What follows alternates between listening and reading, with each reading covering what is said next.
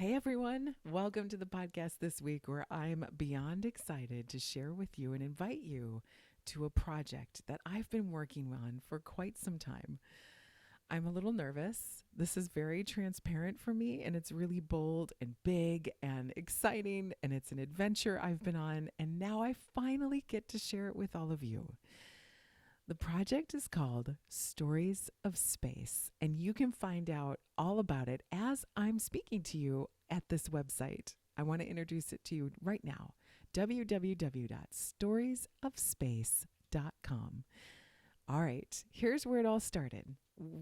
Back a few episodes ago on the podcast, to be specific, number 146 with Stephanie Murphy, we had, as we often do, a fantastic conversation where Stephanie explained her company's mission and goals, which is to send science to the lunar surface. Now, they're contracted to do that as a satellite payload carrier right now today with NASA. And in prepping for that and getting ready to do that, they are carrying payloads to space all the time, sometimes to the International Space Station. And again, you can find out more about this and more of the work that they do on episode 146 and all about what they have that they call MISSY, which is an orbiting commercial science and testing facility that's permanently installed on the exterior of the International Space Station. Now, that MISSY, that's a place, it's a location, it's a payload place where the things that go to space get delivered to. That is where I am going to send a payload. So, Stephanie, let's back up. A while ago, after this wonderful podcast recording on episode 146, Stephanie was kind enough to say, if you ever want to fly something, Beth, let me know. And I thought, how kind. You know, people make lots of offers in kind and in jest, and I appreciate it. But this sat with me for a while, and I thought about it, and I started even talking to Chad. What would I fly in space if I had the chance? Would it be my wedding ring? Would it be a photo of my family? Like, if you had the opportunity to fly something into space and get returned back to you, what would it be? What memorabilia or thing or idea, or what would it be? And I couldn't stop thinking about it.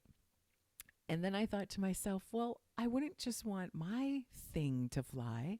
I want my husband's thing to fly and my kids' things to fly. And I want my neighbors and my colleagues and my students. I want everyone to have that chance.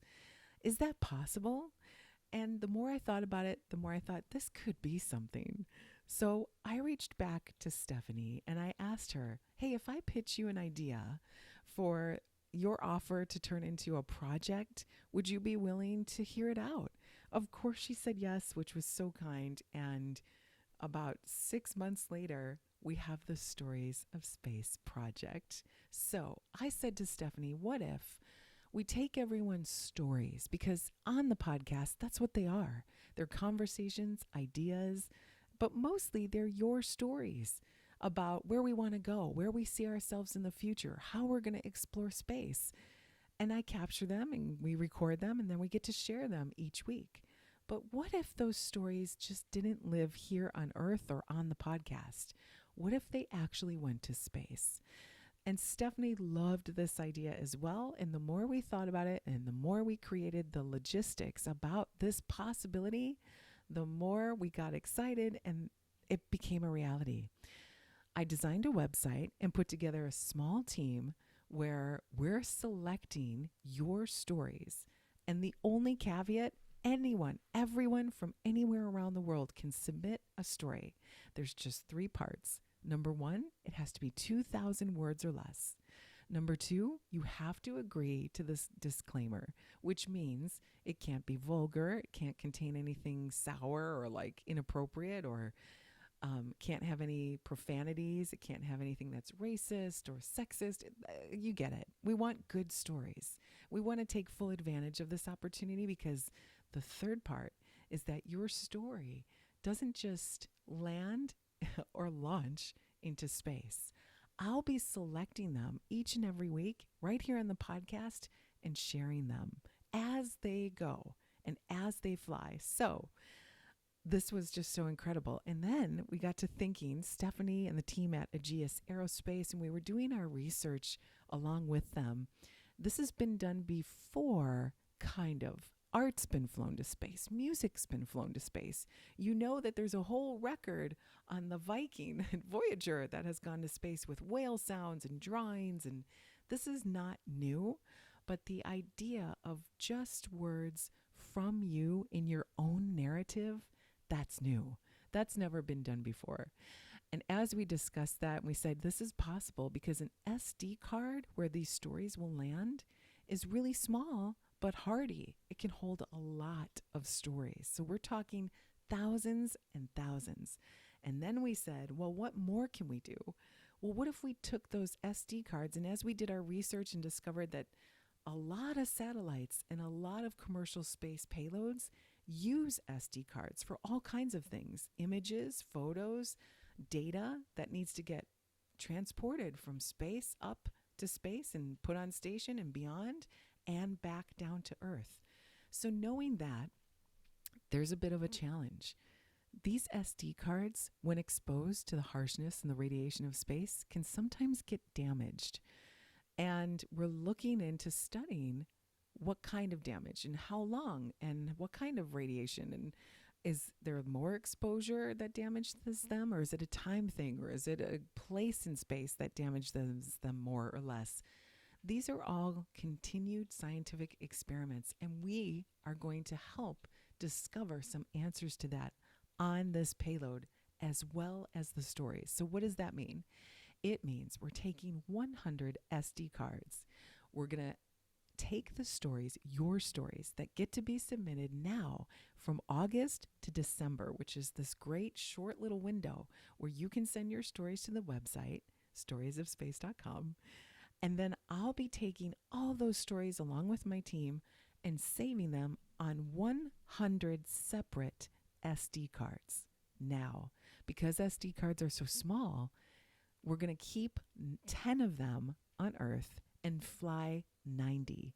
Why 100 SD cards? Good question. Well, we're going to select 10 different SD card manufacturers or brands, and we're going to test which ones hold up the best. This is going to be great science for future commercial space customers and partners and endeavors, because as we collect, store, and share data, we're going to need to know what hardware works best. Okay, so now we've got these two great things going, right? We get to capture stories, we get to test hardware, and finally, and I think this is so exciting, we get to learn a little bit about you. Before you go to the story, there's two things you need to do before you submit the story. One, you're going to have to answer just a handful of questions, like 5 or 6, that are pretty basic. Who are you? Where are you from? Are you currently in a STEM-based field, or are you in a science, mathematics, technology field? We just want to know. And what do you think? How do you envision your story changing the way we explore space? So yeah, those are great questions, and we'd love to know what you think before you submit the story. And then finally, you submit the story, we put them on the SD cards, and here's what happens. From August to December, those stories are gathered on the website. Then in December, we download all of the stories onto the card. We deliver those cards. We put them on 100 cards, as I mentioned, and then we deliver all those cards to the Johnson Space Center, where is the home base of Aegis Aerospace, and the Johnson Space Center team that will help test and implement the software that will help test these cards. And we get them down there shortly after December. So the final date is December 31st. All the stories have to be in by then, because I'll be spending the next several weeks along with my team putting those stories onto the cards. Then once those cards are ready to go and I deliver them down to Johnson Space Center to Aegis Aerospace, they will get loaded onto the satellite. The satellite will then be loaded onto a payload, which will probably be a rocket with a name you're probably familiar with, And these things are still in the works, but not yet officially announced. I do know the names of them, but we're going to wait until everything gets definitely official. And then they start moving towards launch date, which is going to be June of 2023. So you share your story now, you write it, I save it, and then it gets launched in 2023. Then it goes from Earth up to station. It gets carefully exposed out into the harshness of space for 6 months. So it really has a nice long time to really test and see what happens when it gets exposed to radiation. Then it gets put back into the MISSI and delivered back from station onto a cargo carrier that will return to Earth, and then it goes back to the lab. Then we will have those cards once again in our hands, and we will be able to share the stories of space, your stories, with the world.